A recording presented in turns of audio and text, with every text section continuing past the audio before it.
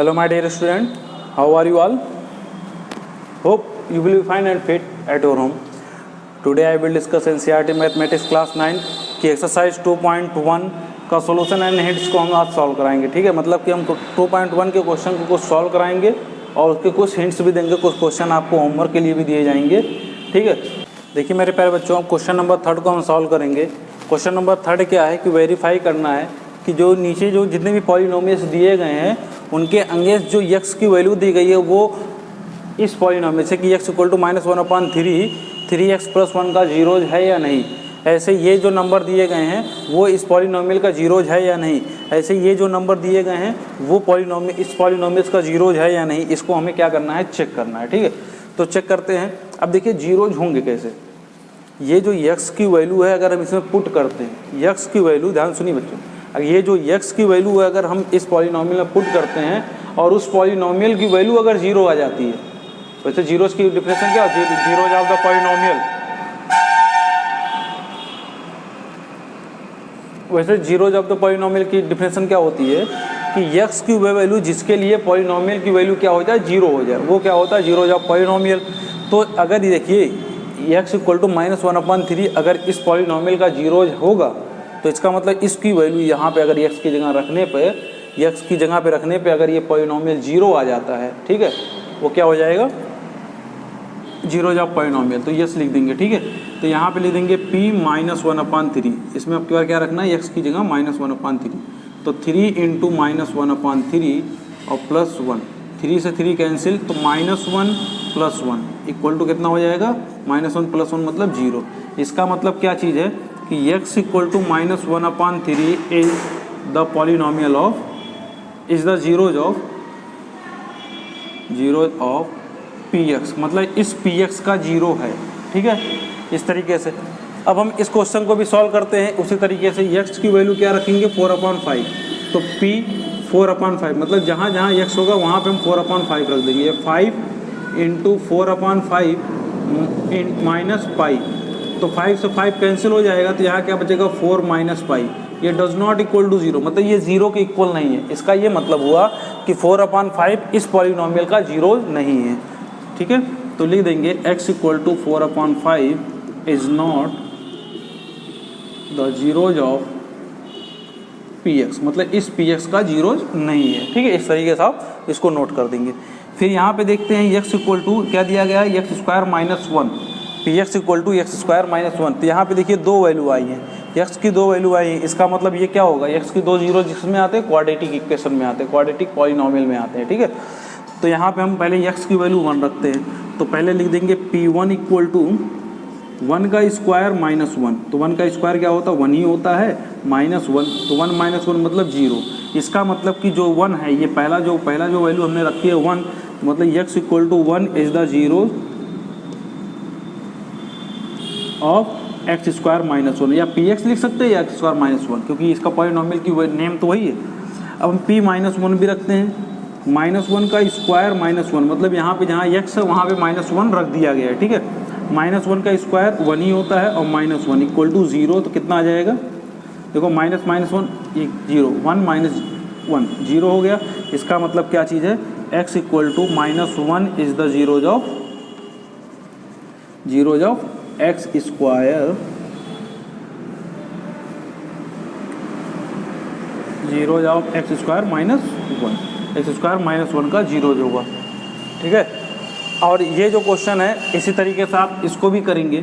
यहाँ पे देख लेते हैं क्या चीज़, x की वैल्यू पुट करेंगे, ये डू योर सेल्फ। ठीक है, आप बच्चों इसको खुद करेंगे। ठीक है, x की वैल्यू एक बार रखेंगे -1, अगर 0 आता है, इसकी वैल्यू पूरी 0 आ जाती है, तो मान लीजिए तो क्या हो जाएगा, -1 is the zeros of this polynomial. अगर 2 रखने पे भी 0 आ जा रहा है तो ये भी पॉलिनोमियल्स का जीरोज होगा। Got it. अब देखिए इस क्वेश्चन नंबर 3 का जो 5th पार्ट है वो देख लीजिए।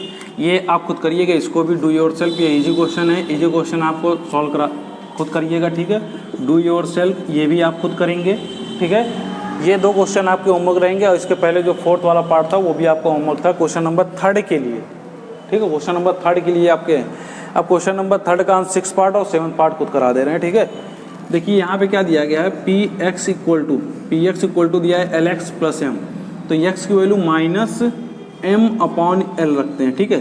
तो जहाँ पे x होगा वहाँ पे क्या लिख देंगे, माइनस m अपॉन l और प्लस m, तो l से l कैंसिल हो जाएगा, तो यहाँ क्या बचा माइनस m और प्लस m। तो माइनस m प्लस m दोनों सेम नंबर हैं पर साइन अलग है, इसलिए दोनों आपस में कैंसिल होकर जीरो बन जाएंगे, ठीक। तो लिख देंगे x equal to minus m upon l is the zeros of px equal to lx plus m, मतलब कि lx प्लस m का वो जीरोज है क्या, minus m upon l।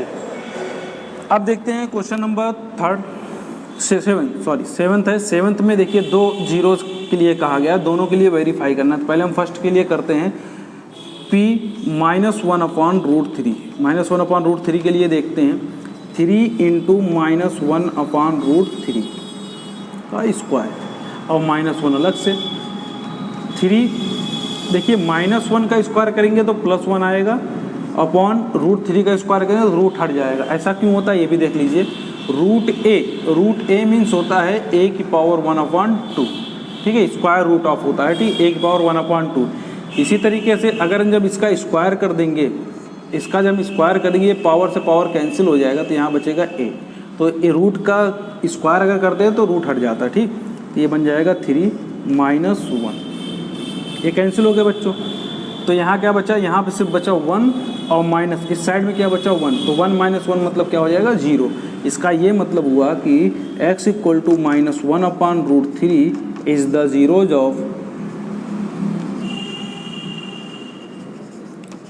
Of px, मतलब इस px का जीरोज है, ठीक है। अब हम सेकंड वाला चेक करते हैं। सेकंड क्या है इसका, यह है p 2 upon root three. 2 upon root three हम इस क्वेश्चन के लिए कर रहे हैं, 2 अपॉन रूट थ्री रख रहे हैं, ठीक है। तो जहाँ पे x है वहाँ 2 अपॉन रूट थ्री रख दीजिए, तो क्या हो जाएगा 3 इंटू 2 अपॉन रूट थ्री का होल स्क्वायर माइनस 1। 3 रूट 2 का स्क्वायर क्या होता है 4 और अपॉन रूट थ्री का स्क्वायर 3 होता है, ठीक। माइनस 1, 3 से 3 कैंसिल, तो 4 माइनस 1, 4 माइनस 1 मीन्स 3। तो ये तो नॉट इक्वल टू 0 है ना, ये 0 की इक्वल नहीं है ना। तो अगर 0 की इक्वल नहीं है तो इसका मतलब ये जो नंबर होगा वो इस पॉलिनॉमियल का जीरो होगा, नहीं होगा ना। तो लिख देंगे x equal to 2 upon root three is not the zeros of px equal to 3x square minus 1, मतलब उस पॉलिनॉमियल्स का जीरो नहीं होगा, इस पॉलिनॉमियल का जीरो रूट थ्री नहीं होगा, ठीक है।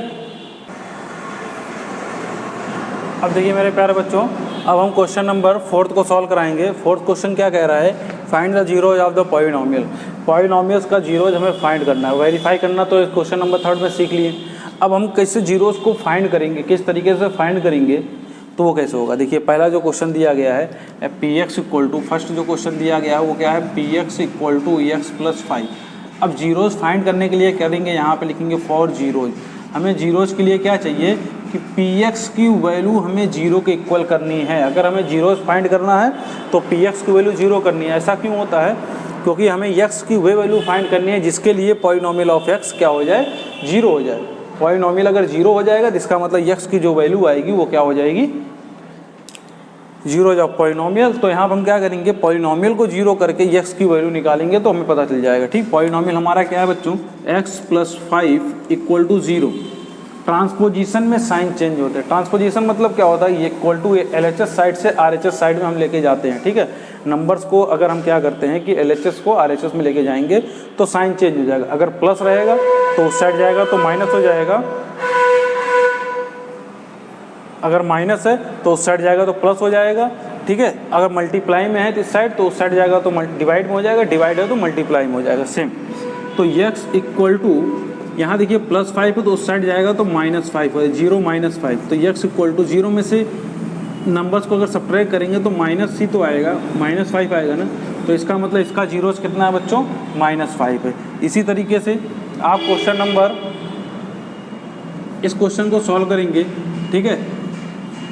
ये आपका होमवर्क रहेगा, और कौन सा होमवर्क रहेगा, होमवर्क बता दीजिए, ये आपका होमवर्क रहेगा, ठीक है, और ये आपका होमवर्क रहेगा। बस ये 3 क्वेश्चन आपके इसमें होमवर्क रहेंगे, ठीक है। अब क्वेश्चन नंबर हम इसके कौन से पार्ट को बताते हैं, क्वेश्चन नंबर 3 इसका जो थर्ड पार्ट है उसको बताया जा रहा है, ठीक है। थर्ड पार्ट क्या है बच्चों, P X equal to 2x plus 5, 2x plus 5 है, 2x प्लस 5 है तो हम पी एक्स को पहले कर लेंगे जीरो। क्यों जीरो करेंगे, जीरोज के लिए, ठीक, जीरोज के लिए हमें इसको क्या करना पड़ेगा, पॉलिनोमियल्स की वैल्यू ही पहले जीरो की इक्वल कर दें। तो क्या चीज़ लिखा गया है, 2x प्लस 5 इक्वल टू 0। तो हमें पहले इस जो ये ब्लॉक है जहाँ पे x है उसको पहले रोक लेंगे, यहाँ पे 2x करेंगे इक्वल टू 5 को उस साइड में लेके जाएंगे तो -5 हो जाएगा, और 0 इस पर कोई फ़र्क नहीं करेगा, ठीक है, क्योंकि 0 ऐड करो सब्ट्रैक्ट करो किसी नंबर में कोई फ़र्क नहीं पड़ता, ठीक। यहाँ पे देखिए 2x है, 2x तो डायरेक्ट पढ़ लिया गया, पर इसको जो बेसिक पढ़ते हैं 2 टाइम्स ऑफ x या 2 इंटू एक्स पढ़ते हैं, इंटू मतलब मल्टीप्लाई है तो इस उस साइड में जाएगा तो डिवाइड हो जाएगा, तो मतलब x इक्वल टू हो जाएगा -5/2। ये x की वैल्यू आ जाएगी क्वेश्चन नंबर 3 के लिए, ठीक है। इसी तरीके से हम क्वेश्चन नंबर 4 और 5 तो आपका होमवर्क रहेगा, बट हम 6 को बताने जाएंगे। Polynomial of x equal to ax where a does not equal to 0, मतलब कि a की वैल्यू 0 नहीं हो सकती, कोई ऐसी वैल्यू लो a की वैल्यू 0 ना हो, अगर 0 हो जाएगी तो x की वैल्यू हम फाइंड ही नहीं कर पाएंगे ना, तो इस वजह से तो दिया गया है क्वेश्चन नंबर जो 6 है वो क्या है, P X equal to A X. तो हम ए एक्स इक्वल टू हम 0 करेंगे, क्योंकि जीरो पॉलिनोमियल को ही 0 मानेंगे तभी तो जीरोस की वैल्यू फाइंड होगी। यहाँ देखिए a इंटू एक्स है तो उस साइड डिवाइड में हो जाएगा 0/a। किसी नंबर को अगर हम 0 से डिवाइड करेंगे, कोई भी नंबर हो, एनी नंबर, उसको अगर हम 0 को किसी भी नंबर से डिवाइड करेंगे तो आंसर कितना आएगा, आंसर आएगा 0 ही आएगा, मतलब इसका जो 0 जो होगा वो 0 ही आएगा। क्यों, क्योंकि a तो अगर 0 नहीं है, a अगर 0 नहीं, यहाँ पे दे भी दिया गया है कि a 0 नहीं है, इसका मतलब कि दो नंबर्स को मल्टीप्लाई करने पे आंसर 0 कब आ सकता है, जब दोनों नंबर में से कोई एक नंबर 0 होगा। बट क्वेश्चन में a को बता दिया गया है a 0 नहीं है, इसका क्या मतलब हुआ कि दूसरा वाला नंबर ऑटोमेटिक 0 होगा, ठीक है, उसको हमने यहाँ पे सॉल्व करके बता दिया है। अब क्वेश्चन नंबर हम ये लास्ट सॉल्व कर रहे हैं, क्वेश्चन नंबर 7। क्या दिया गया बच्चों, पी एक्स इक्वल टू यहीं पे यहीं सॉल्व कर दे रहे हैं। पी एक्स इक्वल टू दिया है सी एक्स प्लस डी, तो यहाँ हो जाएगा फॉर 0, जीरोज के लिए हम क्या करेंगे बच्चों, C X plus D equal to 0 कर लेंगे, सी एक्स को यहीं रहने देंगे, डी पॉजिटिव में उस साइड जाएगा तो निगेटिव हो जाएगा -d, और x इक्वल टू हो जाएगा -d/c, ठीक है। x की वैल्यू निकालनी थी, यहाँ पे हमें इसकी जीरोस की वैल्यू ये होगी। होप आपको ये सब चीज़ें अच्छे से समझ में आई होंगी। अगर आपको किसी भी क्वेश्चन में डाउट होगा तो उसको आप कमेंट करके बताइएगा। अगर आपको ये सब चीज़ें अच्छी लगी होंगी तो लाइक करिए, सब्सक्राइब करिए और इसको शेयर करिए, इस वीडियो को जिससे ज़्यादा लोगों को बेनिफिट हो सके। और हाँ, एक चीज़ कि अगर आपको समझ में भी आ रहा होगा ना तो उसमें लिखिए सर हाँ गॉट इट, समझ में आ रहा है हमको, ठीक है, तब तो हमें पता चलेगा कि आप कितना, मतलब हमारा पढ़ाया हुआ आपको कितना समझ में आया। आप उसको कमेंट करिए कि यस सर समझ में आ रहा है, ठीक है। Thank you.